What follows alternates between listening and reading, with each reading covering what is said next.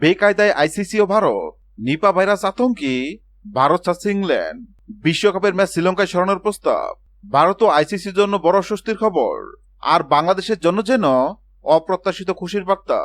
বিশ্বকাপকে সামনে রেখে ইংল্যান্ড ক্রিকেট বোর্ড স্পষ্টভাবে জানিয়ে দিয়েছেন, নিপা ভাইরাসের ঝুঁকিতে ভারত সফরে স্বস্তি বোধ করছে না ইংল্যান্ড দল।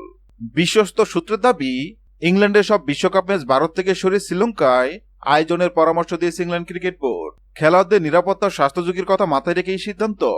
এই ঘটনায় আবারও প্রশ্নের মুখে আইসিসি ও ভারতের ব্যবস্থাপনা। যেখানে বাংলাদেশকে নিয়ে তো কড়াকড়ি, সেখানে বড় দল ইংল্যান্ড চাইলে ভেন্যু বদলানোর সুযোগ পাচ্ছে। এটাই কি ক্রিকেটের ন্যায্যতা?